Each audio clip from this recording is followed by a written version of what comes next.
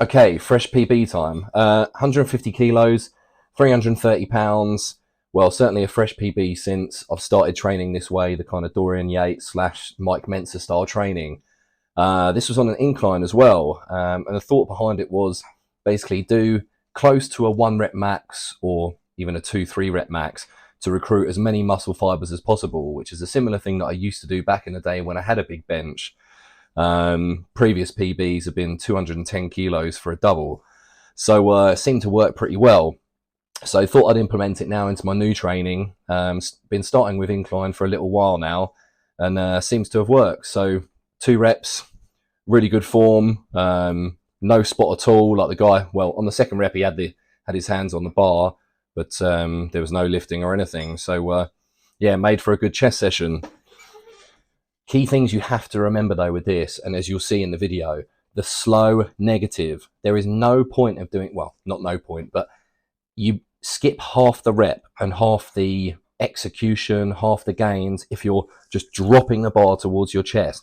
If you can't control the negative, it's too heavy. Don't bother doing it. Drop back down, take your ego out of it and get it done properly. As you'll see from this, even though this is 150 kilos and this is a weight that I haven't done, well, in years, it's completely controlled. Even the positive is fairly fast. So yeah, control it the whole way down. Use your chest to lower it and then power on up. Right, so I'm going to do what I did last time and then just watch this with you. So here goes. Okay, a really important part of like your benching as well is like when you've got a spot or when you're getting a spotter, like explain to them what you want. Like for me, I hate it when people, like, you know, obviously if you've controlled it down and then when people barely help you on the way up and they make the rep like 6 or 7 seconds long, just absolutely kills me, and I just re-rack the bar for that. So I spoke to my mate Luke there, told him what I wanted. I was like, hands off the bar, just help me up if I need it, and then if I do need it, pull it right up. But I pretty much knew I'd get 2 reps on this.